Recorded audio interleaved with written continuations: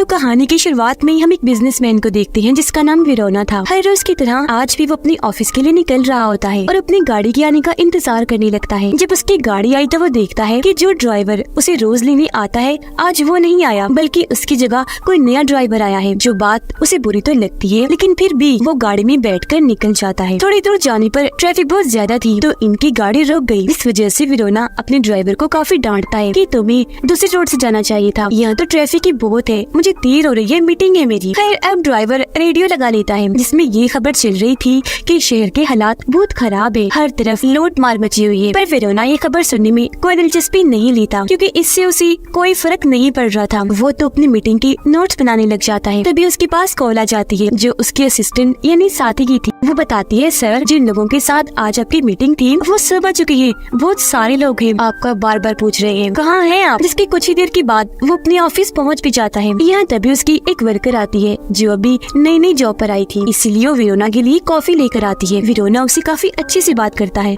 वो यहाँ से चला जाता है लिफ्ट में, जहाँ उसकी मुलाकात एक और लड़की से होती है जो पहले कभी उसकी दोस्त हुआ करती थी और अब उसकी कंपनी में ही वर्कर है। विरोना उससे हंस के बात करता है और उसके पास जाने की कोशिश करता है। इस पर वो लड़की ये कहकर मना कर देती है कि अब हमारे बीच कुछ नहीं, तो अब हमें काम से हटकर कोई फजूल बात नहीं करनी चाहिए। आप भी मुझसे अब ज्यादा फ्री होने की कोशिश मत कीजिएगा। इस पर विरोना हंसकर जवाब देता है, अच्छा ये बात है, आज तक मैंने तो ऐसा कुछ नहीं सोचा, तो तुम भी मत सोचो, मेरे बहुत अच्छे दोस्त हो। जो कहने की बात वो अपनी दोस्त को पकड़कर उसके साथ अजीब बर्ताव करने लगता है। इस वजह से लड़की को गुस्सा आ गया। वो जोर से विरोना का हाथ दबाती है जिस वजह से वो उसे छोड़ देता है। लड़की लिफ्ट से बाहर चली गई पर विरोना तो मुस्कुराने लगता है। लिफ्ट बंद हो गई तो अब वो अपने ऑफिस के फ्लोर का बटन दबा देता है। तब लिफ्ट ऊपर जाने लगती है। तभी उसके पास उसकी वाइफ की कॉल आई। वो कॉल उठाकर अपनी वाइफ से बात करने लगा, लेकिन तभी लिफ्ट की लाइट्स में गड़बड़ी होने लगी जिसके साथ ही लिफ्ट रुक गई। इससे वो परेशान नहीं होता। वो अपनी वाइफ का फोन काटकर टेक्नीशियन से बात करता है, कहने लगा कि जल्दी से लिफ्ट ठीक करवा दो, मेरी मीटिंग शुरू होने वाली है। जिस पर वो लोग सारे सिस्टम को चेक करके बताती है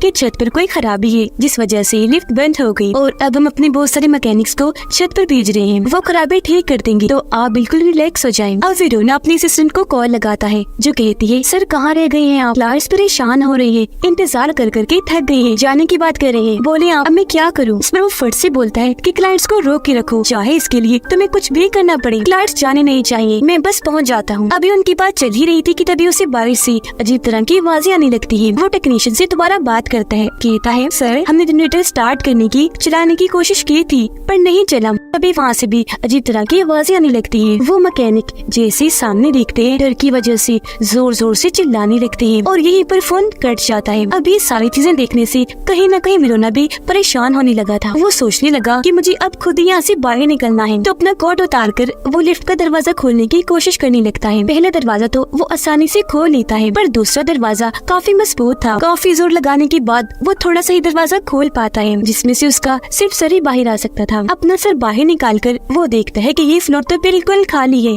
यहाँ एक इंसान भी नहीं। तो फिर भी अपना सर बाहर निकालकर वो मदद के लिए आवाज लगाता रहता है। तभी एक बार फिर उसका फोन बजता है जो उसकी वाइफ का था। फोन उठाकर वो उससे बात करने लगा। वो बताती है कि खबरों में बताया जा रहा है कि पूरे शहर में तबाही मची हुई है, मुझे बहुत डर लग रहा है क्योंकि काफी देर से कोई हमारा दरवाजा भी पीट रहा है। विरोना कहता है, परेशान ना हो, जल्दी से पुलिस को कॉल करो। उसकी वाइफ जवाब देती है, ये है कॉल कई बार की लेकिन उनका नंबर नहीं लग रहा, लाइन मसरूफ जा रही है। इस पर विरोना कहता है, अच्छा रुको, मैं अपने दोस्त को तुम्हारे पास भेजता हूँ मदद के लिए। जो कहकर वो अपने दोस्त को कहता है कि जल्दी से मेरे घर के लिए निकलो, प्लीज इमरजेंसी है, मेरी वाइफ को मदद चाहिए। ये सुनकर उसका दोस्त निकल भी पड़ता है, लेकिन सड़क पर आकर वो बताने लगा कि यहाँ तो ट्रैफिक की काफी लंबी लाइन है, तो मुझे पहुँचने में देर भी लग सकती है। ये सुनकर विरोना दोबारा से अपनी वाइफ को कॉल लगाता है जो अब और भी डरी हुई थी। मेरा दिल बहुत घबरा रहा है, अपनी वाइफ की बातों को यकीन नहीं आता। जिसके बाद वो अपने मोबाइल पर खबरें देखने लगता है। उसे पता चला कि पूरे शहर में अचानक ही लोगों को पता नहीं क्या हुआ, वो इतने जालिम बन गए हैं कि एक दूसरे पर हमला कर रहे हैं, काटने को दौड़ रहे हैं, खून के प्यासे बन गए हैं। इस तबाही के अलावा शहर का इतना बुरा हाल है कि बहुत सारी बिल्डिंग्स को जला दिया गया है, खास तौर पर लैब्स को।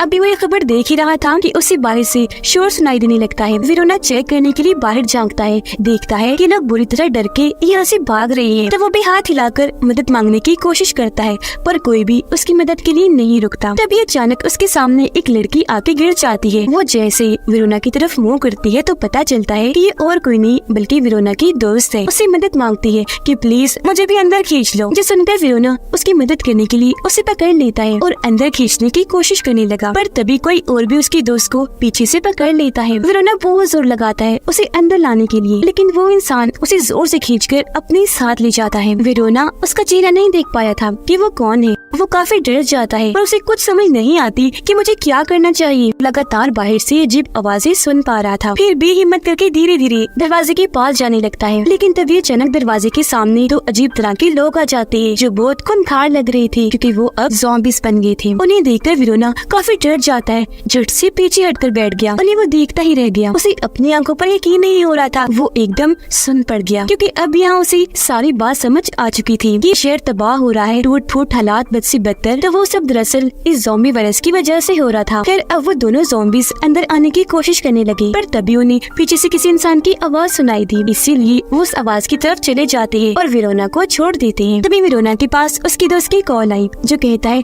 कि हाँ बताओ क्या करना है, मैं तुम्हारे घर पहुँच गया हूँ। वेरोना यहाँ काफी घबराया हुआ था, और क्योंकि उसका दोस्त सच्चाई नहीं जानता था तो वो अपने दोस्त को सब कुछ बताने की कोशिश करता है कि दरअसल यहाँ पर चल क्या रहा है। लेकिन उसका दोस्त कुछ भी समझ नहीं पाता कि आखिर ये क्या कहना चाह रहा है। तभी टेक्नीशियन दोबारा वेरोना से बात करता है, बताने लगा कि हमने जितने भी लोगों को ऊपर भेजा था अभी तक उनसे हमारा राब्ता नहीं हुआ, तो यकीनन लिफ्ट भी ठीक नहीं हुई होगी। देर के लिए माजरत सर। यह वेरोना टेक्नीशियन को भी सारी बात समझाने की कोशिश करता है, पर उसे भी कुछ समझ नहीं आता। तभी एक ज़ॉम्बी लड़की आकर वेरोना का गला पकड़ लेती है। वो बहुत डर गया, खुद को छुड़वाने की कोशिश करने लगता है, पर वो तो छोड़ने का नाम ही नहीं ले रही थी। पर फिर भी वो खुद को छुड़वाकर दूर हट जाता है, मगर अभी भी वो ज़ॉम्बी धीरे धीरे अंदर घुसने की कोशिश करती है। ये देखकर वेरोना डर गया। वो एक रॉड उठाता है और उससे ज़ॉम्बी को मारने लगता है। वो कई बार रॉड से उसके सर पर वार करता है, जिससे उसकी वही मौत हो जाती है। लेकिन अब उस ज़ॉम्बी का खून अंदर आने लगा था, और तो और वेरोना के कपड़े भी खून से भर गए थे। इसीलिए वो पानी की बोतल निकालकर खुद को धोने लगता है, ताकि उसे भी कोई ज़ॉम्बी ना समझ ले। वो रॉड लेकर उसकी लाश को दूर कर देता है और वापिस आकर वही जमीन पर बैठ गया। जेब से सिगरेट निकालकर पीने लगता है। देखता है कि पूरी लिफ्ट खून से भर गई है। इसीलिए वो अपने बैग से फाइल निकालकर कागजों को फाड़कर उनके खून पर रख देता है, ताकि खून मजीद न फैले। तभी उसे दोबारा आवाज सुनाई दी। वो जब बाहर चेक करता है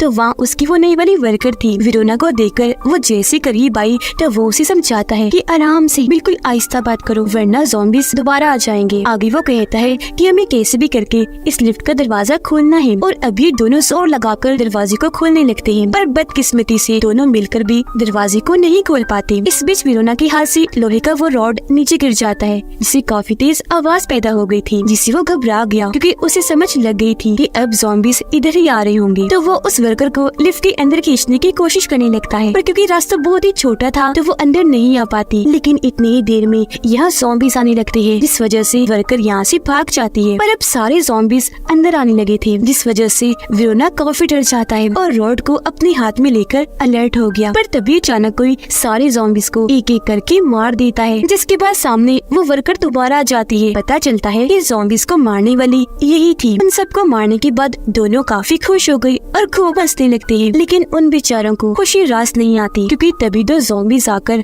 उस पर एक साथ हमला कर देते हैं। बुरी तरह उसे काट कर और उठाकर अपने साथ ले जाते हैं। ये देखकर वेरोना वो चिल्लाता है, क्योंकि उसकी मदद के लिए वो कुछ कर ही नहीं सकता था। उसकी मौत का वेरोना को काफी दुख हुआ।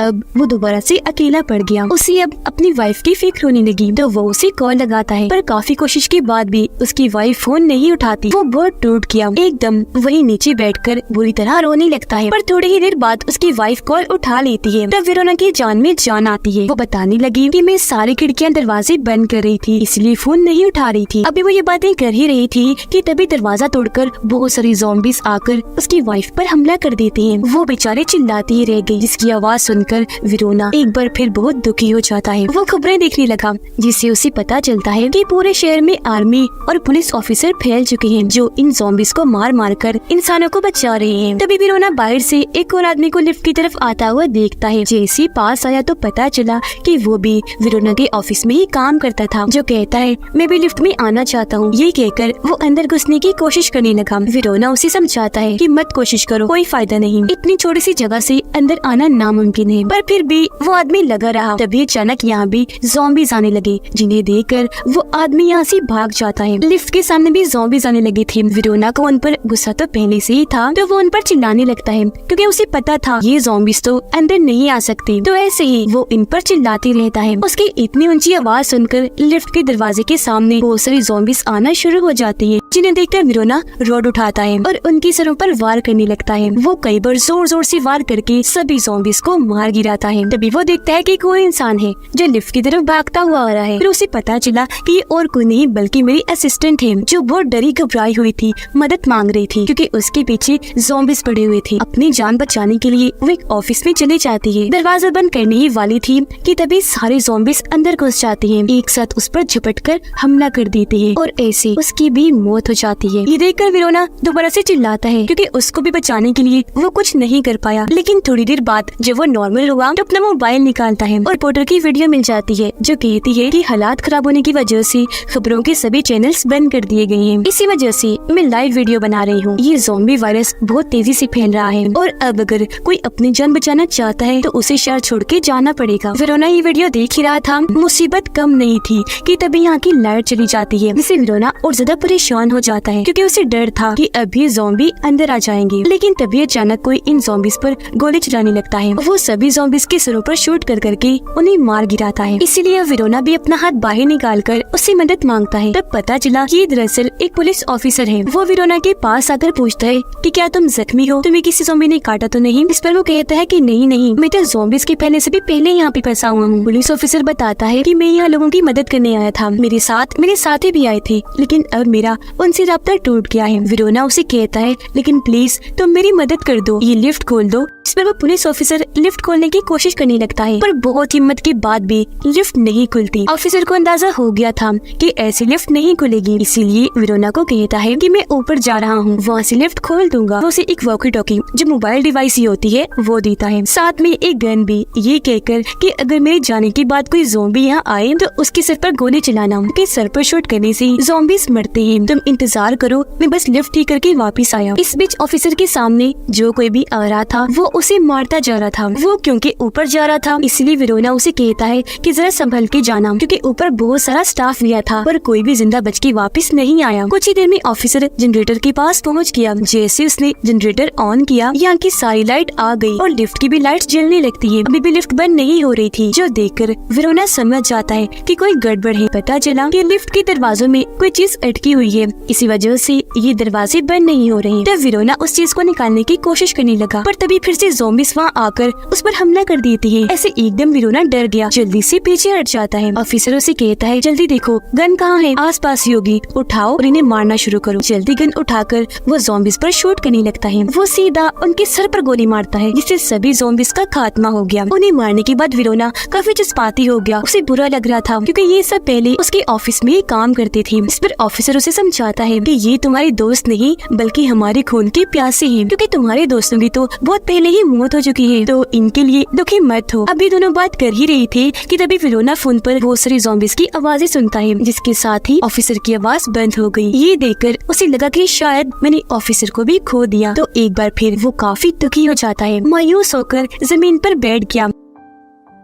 ऐसे टाइम गुजरता गया और रात हो गई। उसे इतना गुस्सा आता है कि वो जोर जोर से चिल्लाने लगता है। उसकी आवाज सुनकर फिर से बहुत सारे ज़ॉम्बीज़ वहाँ आ जाते हैं। उन्हें देखकर विरोना गन मुंह में रखकर खुद को शूट करने की कोशिश करता है। इससे पहले वो गोली चलाता, उसे ऑफिसर की आवाज आई जो मरा नहीं था बल्कि भी जिंदा था। उसकी आवाज सुनकर विरोना जल्दी से उठ खड़ा हुआ। उसे पता चला कि ऑफिसर लिफ्ट के ऊपर है, जो उसे कहता है कि लिफ्ट की छत को खोलो, जो इमरजेंसी में निकलने के काम आती है। इसलिए विरोना रोड उठाकर छत पर मारने लगा। और आखिरकार खोल ही लेता है। छत के खुलते ही ऑफिसर अंदर आ गया, जो आते ही सबसे पहले अंधाधुंध गोलियां जलाकर सभी ज़ॉम्बीज़ को मार देता है। जिसके बाद वेरोना के साथ नीचे जमीन पर बैठ जाता है। कहने लगा कि मुझे अफसोस के साथ कहना पड़ रहा है कि मुझे भी ज़ॉम्बी ने काट लिया है। वेरोना को दुख हुआ, लेकिन वो पूछता है कि आखिर इस सब की शुरुआत हुई कहाँ से। तो वो बताता है कि किसी ने तजर्बा करने के लिए लैब में इस ज़ॉम्बी वायरस को बनाया था। फिर जब टेस्ट किया गया तो इंसान तेजी से ज़ॉम्बी बनने लगे और फिर तभी से ये वायरस कंट्रोल से बाहर हो गया कि ज़ॉम्बी जिसे भी काटता है